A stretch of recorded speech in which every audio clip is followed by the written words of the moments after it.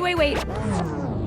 Before we start, just want to make sure we're clear here. While this podcast talks about sobriety, mental health, and addiction, it is not meant to replace professional medical advice. Welcome to Sisters in Sobriety. I'm Kathleen. And I'm Sonia. And we're ex-sisters-in-law, brought together in marriage and bonded through our sobriety journey. Join us as we talk sobriety, addiction, and everything in between. You're in for quite a ride. And our Substack is buzzing with amazing content, from creative mocktail recipes to insightful courses and reflective exercises. There is something for everyone. Don't miss out. It's a great way to add some extra joy and depth to your journey. Check it out. Welcome to Sisters in Sobriety. Today, my guest is Richard Taite, addiction treatment entrepreneur, recovery advocate, and someone with more than 2 decades of sobriety. He founded Cliffside, Malibu, and later launched Carrera Treatment, Wellness, and Spa and One Method Centers, and has operated in both the luxury and more accessible treatment spaces. He's lived addiction, trauma, homelessness, and long-term recovery. And he also hosts the #1 mental health podcast, We're Out of Time, where he tackles the fentanyl crisis and cultural blind spots around addiction. Today, we're going to talk about trauma as a root driver of addiction and what actually makes treatment work. Welcome, Richard. Thanks for having me. I do want to correct the record because I'm not sober. Everybody thinks that because I was sober for so long, but I wrote a book called Transcendence, okay? And it was because me and a group of friends have transcended addiction. It's just not who we are anymore. Now, I didn't talk about that in my first book because A, I hadn't transcended, and B, I didn't even want to mention it because, every sober or every alcoholic wants to believe I'm the one who's going to transcend it. I'm the one who's going to be able to drink. And when you put that kind of mindset on it, that's the very definition of not transcending. Right? Let me tell you what transcension is, the way I look at it. I'm having dinner the other night. Great restaurant, Michelin-star restaurant, okay? And they want to pair the wines with the food. I'm like, absolutely. Okay? And I'm sitting there and I have my first glass of wine, right? And, you take 2 sips with each course because there's like 9 courses, right? And I probably had the equivalent of 1 glass of wine. But at that point, and there was still wine in the glass. At that point, I start to feel it. And I said, that feels nice. And I pushed the glass to the center of the table, right? Now, look at it the way I used to behave and where 99% of the people behave. Oh, that feels nice. If that feels nice, more feels better. Okay? I don't have that note. So, it's just not part of who I am anymore. So I think that's something that people should thrive for, right? To not be trapped by addiction or the label. Go out and enjoy your life. It's okay. But you have to do the work first, because if you horse shit yourself on that one, you're screwed. So you better be, honest with yourself. So anyway, that's my story and I'm sticking to it. Yeah. Was this an identity shift that you felt was happening over time? Or one day you wake up and think, I'm good. I'm going to have half a glass of wine tonight. No, I've known I've been good probably 5 or 6 years before I had my first glass of wine. For sure. Because think of it this way, right? If the second you're good and the first thing you do is reach for a bottle, then you ain't recovered. Yeah. So I remember speaking to my ex about it, saying, I think I'm good. And she goes, yeah, let's not risk it. I said, sure. And we would talk about it maybe every couple years. And I don't even think I told her I had a drink for a year. And it wasn't that I was hiding anything. It's just it didn't come up for me. It wasn't something that was important to me anymore because I'm the guy who says that if your life isn't as good sober as it was when you're loaded, you can't stay sober. The end. It just doesn't work that way. So when you get to a point where you're thriving in the world, I mean, that's what we do at Carrera. We don't get you sober. A lot of places get you sober. We get you sober, and then what do you want to be? What do you want to do? Right? Let's create these goals. Let's start thriving. Let's start living. You know, who do you want to be? What is your best self? And that's what we focus on. Okay, that's what I focus on after, 25 after losing 25 years to drug addiction and being in the treatment space for over 20. It just, you can't do all of that. I'll argue it this way. If I wasn't who I am today in my evolution of substance use disorder, then I would argue that no one should ever come to Carrera. Ever.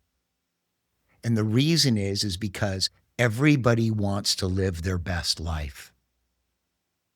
And if you've got a disease, that ain't your best life. So get to work. So you explain the difference between how you drink now, or use now, and how you I've had used 10 glasses then. of wine. I've had 10 glasses of wine in 6 years. I wouldn't consider that drinking. I would consider that Yeah. enjoying my meal. So that is so different than how you used to. Can you still remember what it felt like before? And so what is that difference other than that kind of like, oh, that feels good, I'd like a little bit more? What else is the difference? It's look, I'm the dad now. My kids have never seen me loaded, not ever. Mhm. I was an absolute train wreck, not like a lot of the people that come into treatment today. I mean, I was bad. Okay. And when I had children, I had, what was I? Got sober in 03. I had my daughter in 09. So I had 6 years sober at that point. I was not solid. I was not. I owned arguably the finest treatment facility in the world at that time. And I was not solid. I had this old idea in my head, and this is the addict thinking. I had this old idea in my head that one day I was going to sell my place and then I was going to get loaded and die the right way, the way I wanted to do it. Okay. And then I had a daughter, and that changed everything. And then I had a son, and that changed everything. And what I realized, and it wouldn't have changed anything had I not had that base, that 6 years, right? I had the tools. But after my daughter was born, I went into a 6-month depression. And what I was mourning was the loss of that old idea, right? Because now I'm stuck. I'm not getting loaded with an infant, a daughter. It doesn't sound decent to me. Now, had it happened 6 years earlier, it wouldn't have mattered how it sounded to me, right? Because I wouldn't have had the choice. I would have kept using. But if you have that baseline, and then something life-altering comes into your life, and you're awake enough to notice it, that starts the process of changing everything for the better. And that's what happened to me.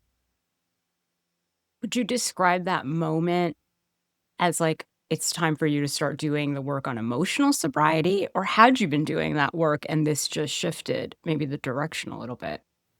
Well, that's an excellent question. The reason it happened for me, and it happened way late, like I've got friends that it happened for real early. For me, it happened late. Um, so I've never not been in therapy, ever. Mm. Now I'm currently in therapy 3 times a week. Okay. But for a large portion of my sobriety, I was in therapy 5 days a week because, sure, I needed the containment. I needed, I, I was a lump of coal. Okay. I needed a lot of work. And, you know, being, I like to joke that I'm probably the most over therapized person on the planet. Okay. It's not something you have to do. It's something you get to do. It is the ultimate luxury. It is the way elegant people deal with their stressors. Okay. And so if you really believe that and you really want to work to be your best self, right?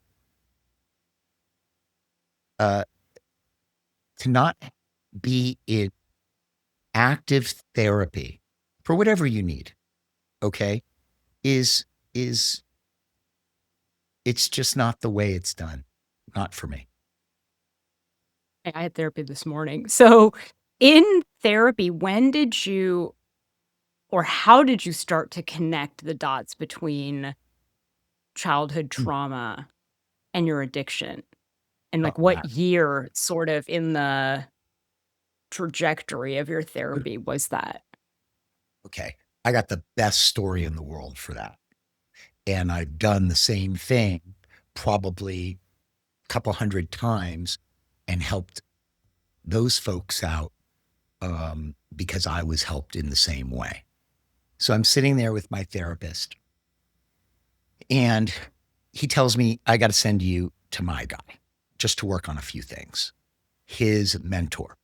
Okay. So I go to him and I'm sitting with him and we're talking. And I said to him, I was a bad kid. And he said, really? How old were you when you knew you were bad? And I said, 5. And he lost his shit. He is 75 years old at the time. His face went immediately beet red. There was a garden hose here, and he was spitting on me this close from my face. There are no bad 5-year-olds.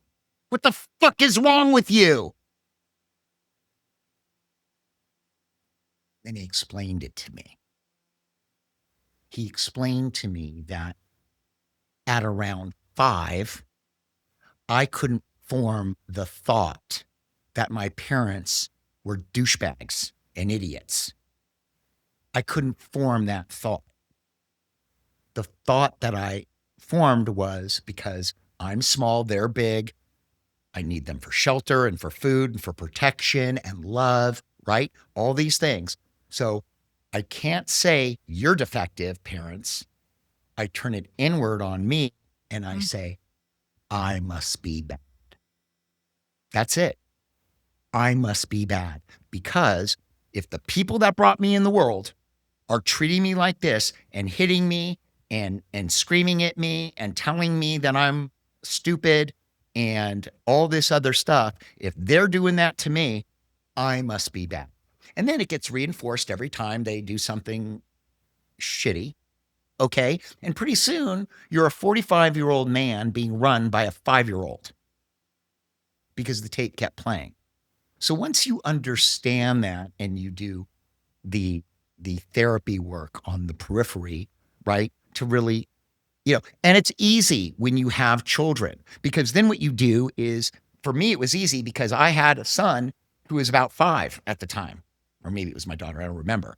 But I superimposed me onto them as 5-year-olds. And I'm like, I saw myself as my son or my daughter. And I was like, No, I would never raise my hand to my children. I would never raise my voice to my children. I'm in love with my children, you know?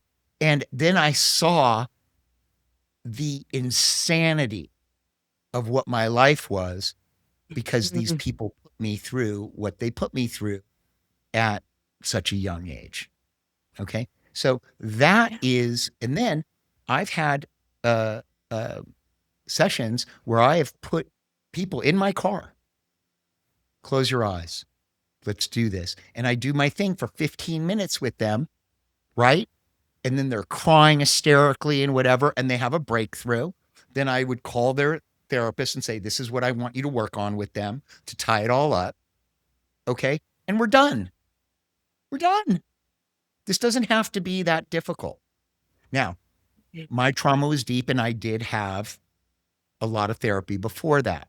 So for me, my journey was long. It was 25 years. We're only getting the tail end of that. And so it's funny. I showed up to therapy a couple of months ago and I was watching this Kevin Bacon show on Netflix where one of the characters, the parents are in a cult and they make her sleep with the cult leader at like 10 years old. So then I have therapy the next day and I say, my parents didn't do that, you know? And she said, yes, they did not make you sleep with a cult leader when you were 10 years old. It doesn't mean they were good parents, right? And so there's this sort of normalizing of like bad behavior. But for you, when you realize how deep this is, do you think it was the root driver for your addiction? Is it the root driver for most people's addiction? Well, let's talk about mine. For the driver for my addiction was a lot of stuff. But the first thing it was I had a special needs brother and he was getting the shit kicked out of him every day by my dad, every single day. And so I had a lot of guilt and a lot of shame because he was my younger brother. He was my middle brother. And I'm the oldest. That I couldn't take the beatings for him. Not all of them. I don't even think I took half of them for him. Okay. Because I was young too and I was scared. Okay. So I had a lot of guilt over that. The beatings were bad. When he left the family and stopped paying for everything and we lost our house and we were homeless, that was horrible. Losing my grandfather, this all happened at the same time, you know? And my grandfather was my everything. I'm not even alive without my grandfather. So it was all of it. It was all of it. Do you think it was somehow wired into you? Or when you look at it, how do you see that first drink? Do you see it as like, that was it? No, that's the kind of shit you hear from the podium. That's just a talking point that one idiot said, and then the next idiot repeated, and the next well-meaning person thought it was okay to say. And that's how this shit goes, man. These people it's just too much.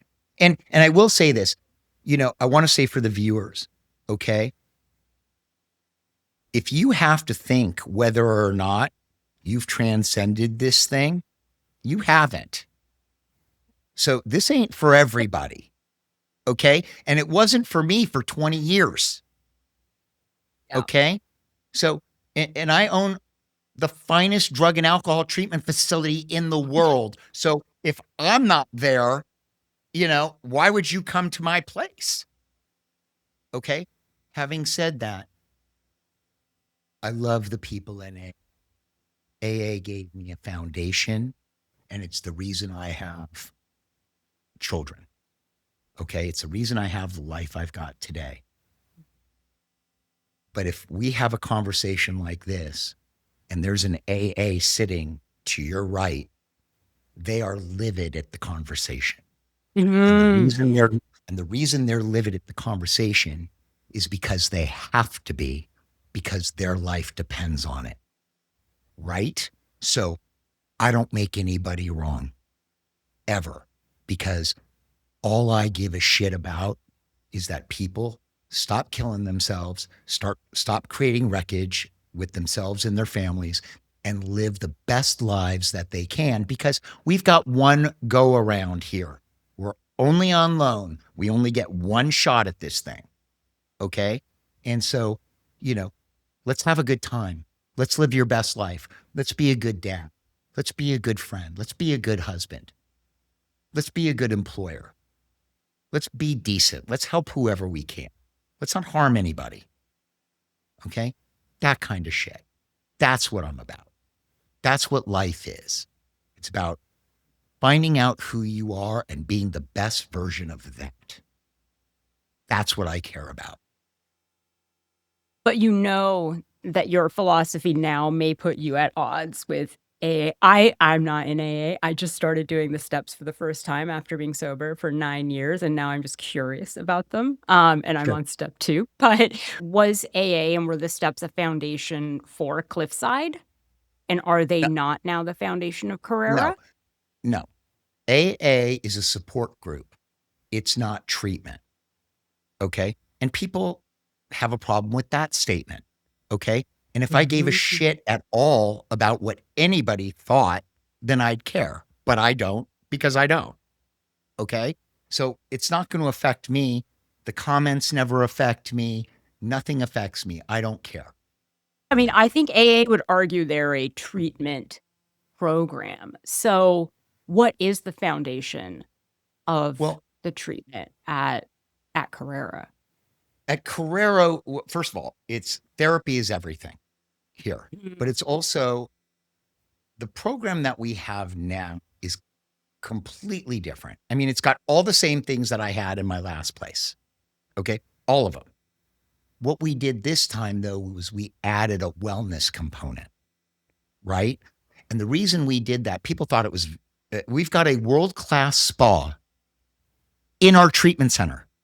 I took the person from the Ojai Valley Inn, which was a top 100 spa in the country, walked in, said, "What do you make? You're lovely. Come with me." Okay. And I took her that minute. Okay. And we went, and she works for us, and she's a blessing. Crystal is magnificent. And people thought it was a vanity play. Oh, he's going to have a Mhm. spa in here, right? I can see how they'd say that for sure, but that's not what it was. Because after I sold my last place, I had 5 years where I couldn't do anything because I had a non-compete. And the one little secret that I had was I did not love myself, not even a little bit. Okay. I was self-loathing at all times. I would teach this to you so you would love yourself, but that Mm. wasn't me because I'm not worthy. Okay. That was my narrative. So I didn't love myself. And so I started taking care of myself. I started really with the whole self-care routine. I'm talking about exercise and sleep and meditation and making certain that my blood was done 4 times a year, right? And that all my doctors were taken care of, and just everything. Massages. I started, dealing with my face because you get old, right? So I started dealing with the skincare and whatever. It actually works. I thought it was BS, but it actually works. So what I realized after a while was self-care turns into self-esteem, which then turns into self-love. I didn't know it until I experienced it, right? So the second I started being like, I'll give you a perfect example. Okay. This morning I'm reading an article. Okay. And it's about, what was it called again? Men's sexual score, right? These men want to know their sexual market value. Okay. Now, Okay. they rate you. This is how they say, this is how women view men. Okay. And Yeah. so the first thing is they look at their looks, and then they look at this, and then are you a shot caller? Are you a provider? Yeah. Are you charming? And it goes through all this stuff, right? I was happy with my score. It wasn't bad. I mean, it wasn't great. I'm not like the catch of the year, but I wasn't pissed. Yeah. It made me feel good. And, the reason it made me feel good is because I want to be my best self. Yeah. I do. Okay. And so I was like, oh. And then I went back and I said, well, what was I 10 years ago? Disaster. Disaster. Right. And That's so, self-reported, though. This is your self-reported score that you're giving yourself from now and from 10 years ago. well, okay, that's fair. If I want to feel shitty about myself, though, I'll call my ex-wife and I'll ask her to grade me. No, I meant like you could Uh-huh. have been as high like 10 years ago on this score, and like you just now have better self-esteem and you're rating yourself higher. I never thought of that. So maybe I'm horseshitting myself and I'm still a 7. No, if you're a 10 now, Aren't maybe you you were a supposed 10 to make back me feel then. better? Wait, Yes, time out. I think You're supposed to make me feel better. I am on your podcast. I would never do this to you on my podcast. I'm saying if you think you're a 10 now, you may have been a 10 back then. You've just worked on your self-esteem and now you can see that you're a 10. Okay. I just want to make clear that my score was not 10. It was nowhere near 10. Hey, Okay. this What is do you exhausting. This is exhausting. I'm exhausted. So the self-love thing matters because then that goes into, okay, now you're sober. Where the hell is your joy of living? Okay. Because unless you love yourself, there ain't no joy of living. That thing goes hand in hand. Yeah. Okay. So, it's more than just getting sober. As I've evolved, it's like, yeah, okay, good. Let's get sober. But unless your life's getting better, you're back to the bottle. So let's get on it.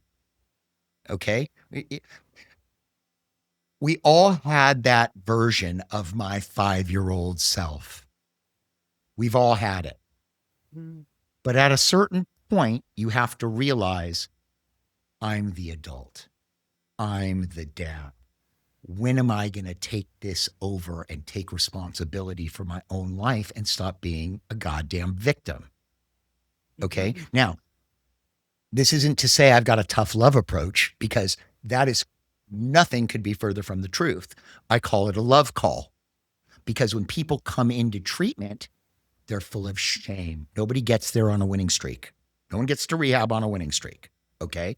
They're all destroyed and shame-based. Okay. And our hook is, no, babe, we love you. Just come on in. We'll take care of you. And we just hold them, metaphorically, right? And we don't treat them. We care for them. There's a difference. There is a difference. Okay. I talk to my employees, and one of the first things I say to an employee, whether I've hired them or not, I make them call me after they've been hired. And I say, same thing, every one of them. Who's the person you love the most in the world? And they tell me. And I said, good. That person is at Carrera. And I want you to treat every single person here the way you would want your loved one, the person you love most in the world, treated. All lovers. We don't have an asshole in the bunch. Unless you count me, and I don't go there anymore. I don't. I'm not there. Okay? This has been the best thing I've ever done this time around, and it's the best by a lot. By a lot. I have not had one person leave here hysterical. And that's new because that doesn't happen. Because we have a sicker population today than we did when I was doing this last, right? We've got the social media has been going on longer. The world's a more dangerous place. Income disparity is more. We had COVID where the whole world shut down and people lost. time, experience. Some of these kids lost their entire high school years, right? 10th, 11th, and 12th grade, right? My- And that affects people. I mean, and then post-COVID, does anybody really care about anything anymore? Does anybody want to work anymore? I've never seen anything like it. Where are all these people getting the money? I mean, everybody must have an OnlyFans account. I don't have an OnlyFans account. Apparently you could, though, given your hotness score. But yeah. Okay, that's not nice. But I did have on my podcast once an OnlyFans pimp. That's not right to call him a pimp, is it? Okay, he's a manager of girls. I think okay, Did yeah. you see it? Did you see I it? think so. The part where I said, how much can I make on OnlyFans? And he says, 60 to 70 grand a month. And I'm like, I'm sorry. Why would anybody? or one can make that much. He thought I could. Make that Yeah, much. he delusional. I don't know if I'd make 6 cents. Okay. So this guy goes ahead and I said, why would anybody do that? And he starts gassing me up a little bit. And then he says to me, I said, do I have to show my crank? And he said, no. Yeah. I said, can I just show my feet? He Your said, feet. Yeah, I was just going to say your feet. right? And he goes, I said, how much for my feet? And he's struggling. And he goes, it depends if there's a market for your feet. I'm like, is there a market for my feet? And he says, well, there is. And I was just like, I looked in the camera. I'm like, you people are so fucked up. So part of what I've read is that you came back because the fentanyl crisis changed everything. How did it change everything? I know obviously it changed the margin of error that, for example, I had with alcohol. You don't have that margin of error with opioids. But what about it really drew you back in? Okay, so when I was at my last place, I sold it in 2018, but we're just at the tail end of the OxyContin crisis with Purdue Pharma. And I don't know if you remember this, but for the listeners, OxyContin was the most abused drug that there was. And it was such a backlash over it that they had to change their structure of the pills because people were crushing the pills and then they were snorting it to get higher. So what Purdue did under pressure, and so they could keep their gravy train going, was if you cut up the pill, it would just dissolve. And now you don't have any pill. There's nothing there. So you had to take it the way it was intended, right? You had to swallow the pill. When they did that, 80% of the market share left. 80%, which goes to show you that 80% of the people using that drug or abusing that drug. Now,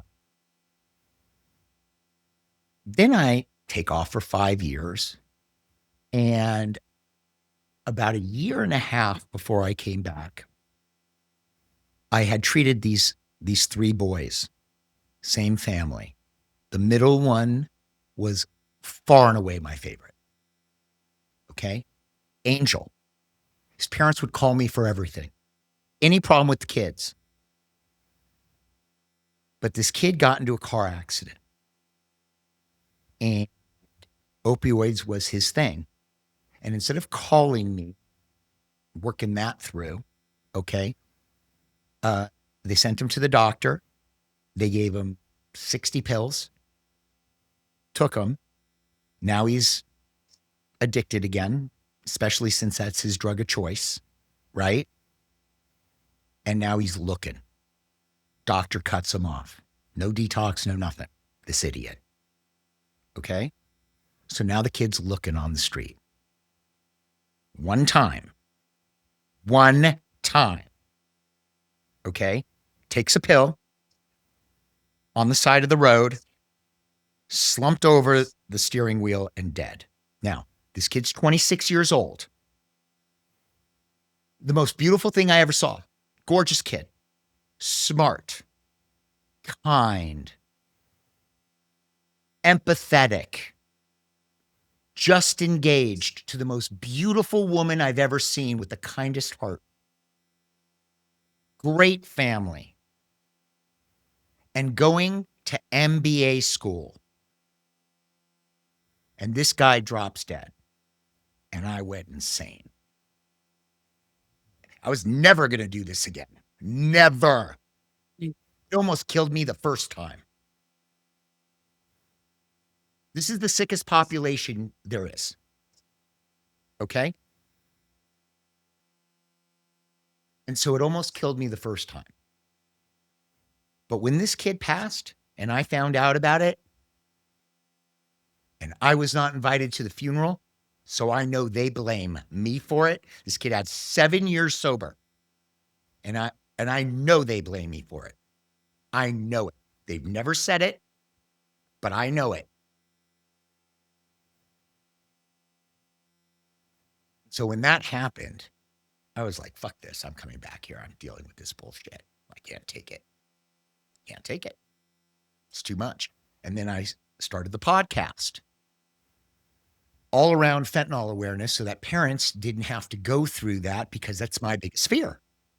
It's my biggest fear that this is going to happen to my children, right? Someone's going to give them a vape or a pill or a powder and you know. And then the podcast it's so tough to talk about fentanyl and death and pain and just, you know, I can't do it on every episode. Now I'm doing it on like every 4th episode. I can't. It's killing me. You know? So that's why I came back, because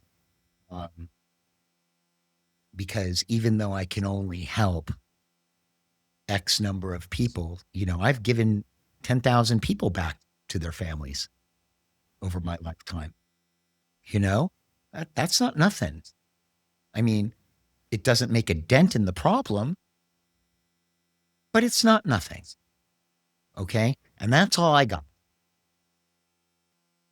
How should families approach addiction differently today than they did 15 years ago? Well, let's talk about the fentanyl thing, right? Yeah. So about 70%, some people say 40, some people say 70, it's different geographically.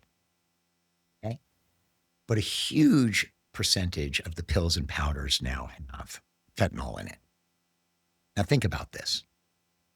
When we were kids, we had a rite of passage, right? And that rite of passage included experimenting with drugs and alcohol.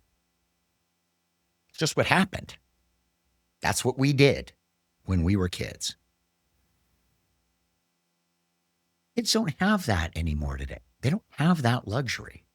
Now, the problem is that when you're a child, your frontal cortex isn't completely developed. This is your executive function of the brain. This is right and wrong, critical thinking, right? That's what this is.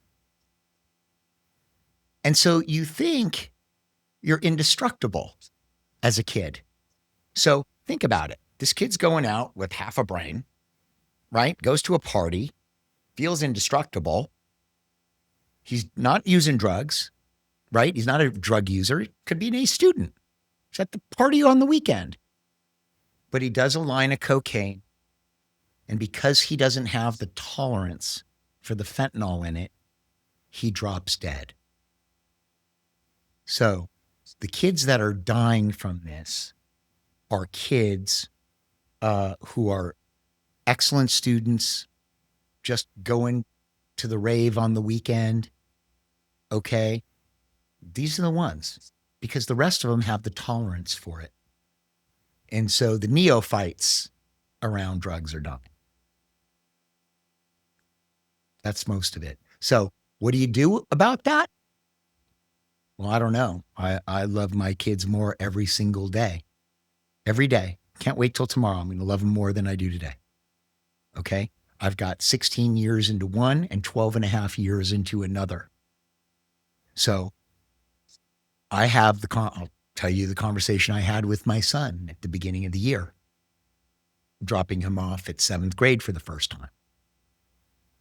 I said, hey, buddy, right before he gets out of the car, hey, buddy, I need to talk to you for a second. Yeah. I want you to take any pills or Daddy, we've been over this 100 times. I know, pal, but listen to me. This is the first day of 7th grade. You're now in middle school. Let me tell you how it's going to happen. Someone's going to offer you a pill or a powder. Don't take it. The only reason they're including you is because they want you to co-sign their bad behavior. They know it's wrong, and if you take part in it, they're going to be less wrong. Please, Dominic, do not take anything from anybody. Okay? I'm in love with you. You're the only son I have, and it's not something that I could ever get over, buddy. Ever. Daddy, I won't. I love you. I never will. I promise. Now, I have these conversations with my kids all the time, early and often. And that's how you have to speak to your kids. And the only reason I get away with that, really, is because I've done the work since these kids were born. I didn't have my phone with me while I was with them. I was down on their level. I was connecting with them at all times. My kid would go, now, I don't know what the hell that means. They do. They have some idea of what it means, but it's not coming out, right? So what do? Well, I just went,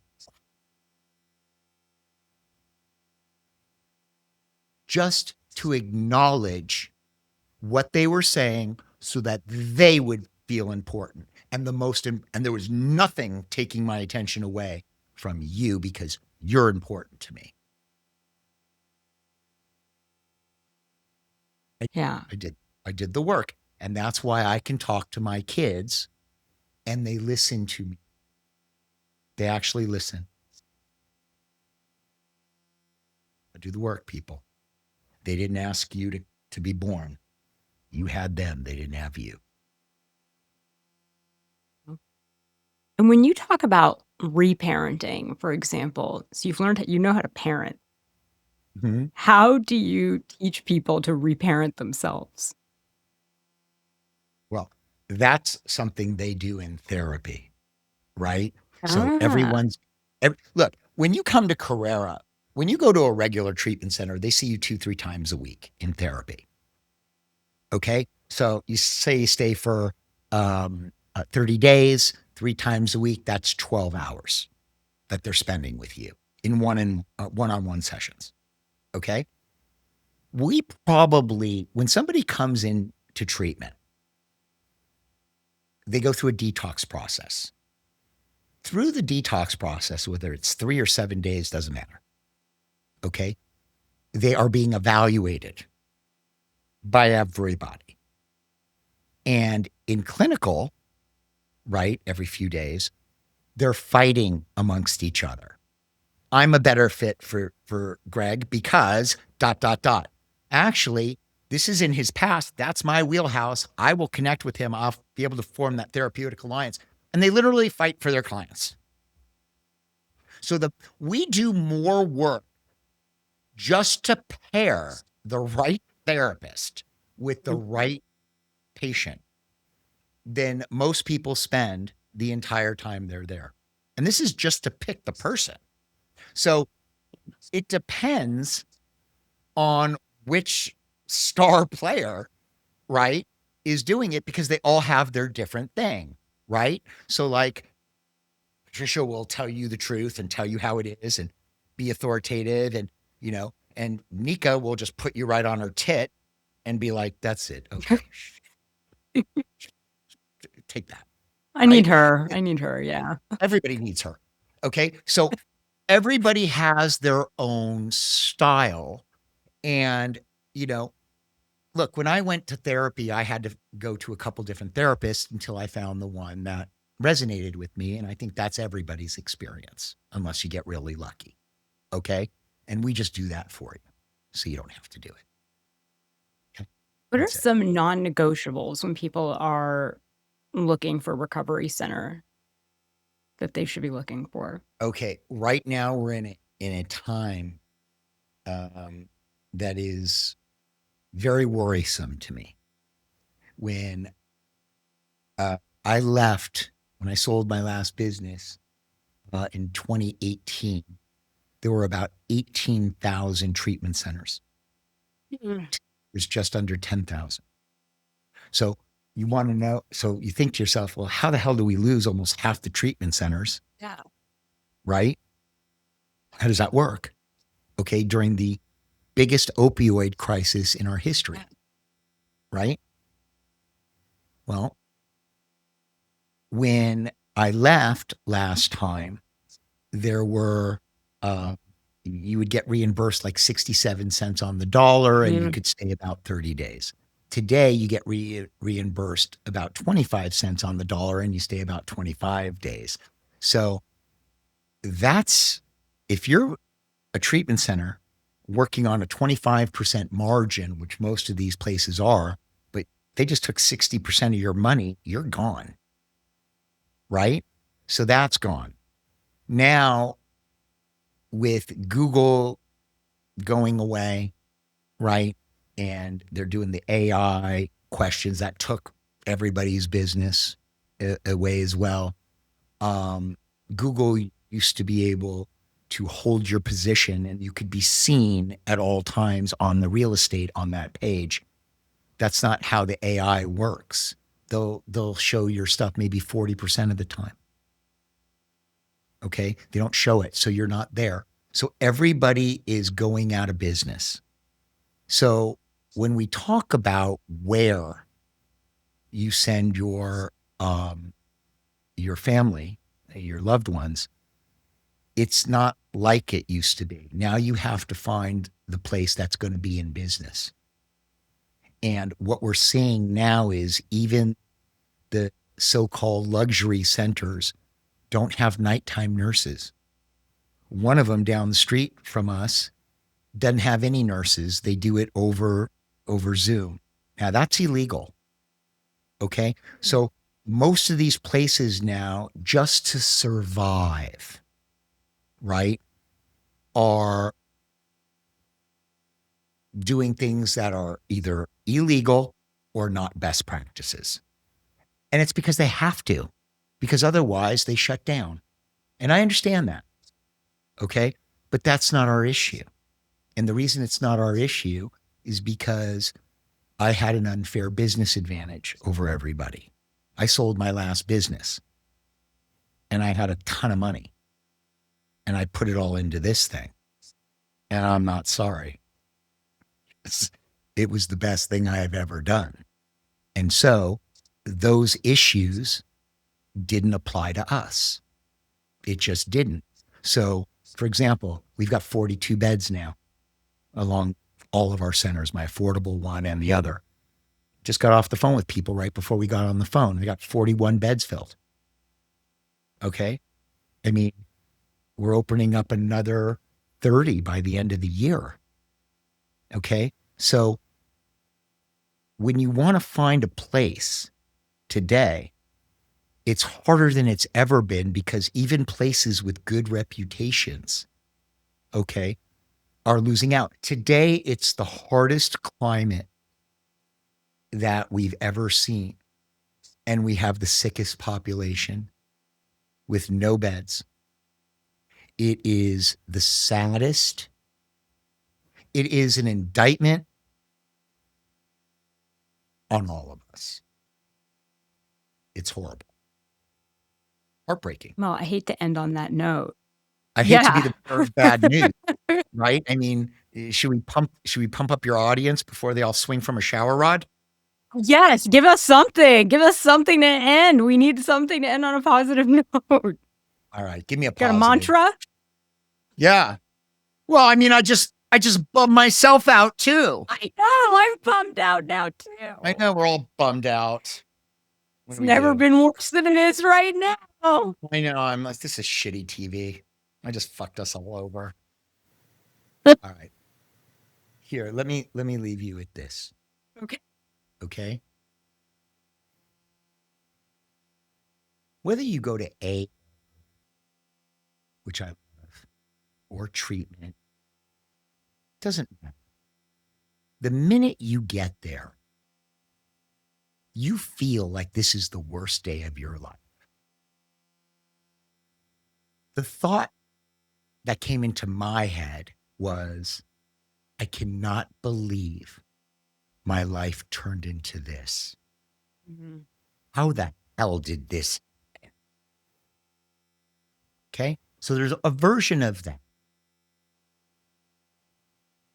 And it's scary. But it's only because we can't see in the dark. Okay? But trust me on this. Hand to God. On my life. It will be the best thing you ever do for yourself and for everyone around you. On my life. Because if it wasn't the best life that I've ever had, I'd be doing something different. Okay? All the best for everyone. Now Thank you, Richard. Yes, thank you. And thank you, everyone, for listening to Sisters in Sobriety. And we will see you next week. This was Sisters in Sobriety. Thank you for listening and being with us today. If you want to learn more about sobriety and meet your community, find us at sistersinsobriety.substack.com. Are you a sister in sobriety? Then reach out on social media. We'd love to hear from you. If you're feeling generous, leave us 5 stars and a review and follow us wherever you listen. You'll never miss an episode. Until next time.